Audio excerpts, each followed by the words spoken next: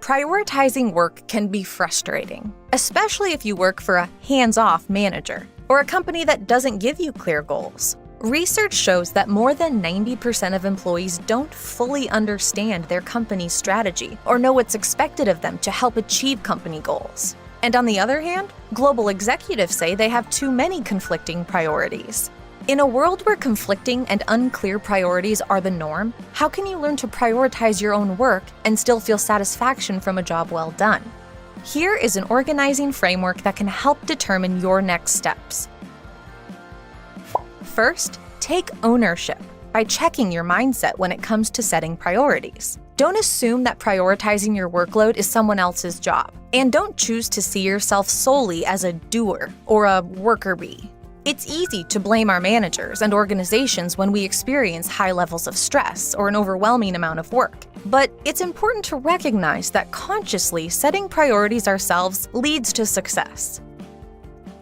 Then, filter your priorities by selecting a couple of areas to focus on. This can help your brain manage information overload. Research indicates that it's the overload of options that paralyze us or lead to decisions that go against our best interests. You can filter your priorities based on two criteria: contribution and passion. Ask yourself these questions. What is your highest contribution? When reflecting on contribution, consider both the organization's needs and how your strengths, experience, and capabilities play a unique role. Contribution captures a sense of purpose, citizenship, and service. What are you passionate about? Motivation and energy fuel action. So when setting priorities, get clarity on what inspires your work. Third, determine your next steps with an organizing framework. You can create an organizing framework by combining the two criteria of contribution and passion to sort priorities and define subsequent actions. Consider this chart. Prioritize those areas of your job that bring together your highest value add and make an impact that inspires and excites you. Tolerate those parts of the job that are important but drain your energy when you're engaging in them. Aim to tolerate and accept that you aren't going to love every part of the job and that you may be on a learning curve. Elevate those tasks that give you energy but that others don't see as the best use of your time.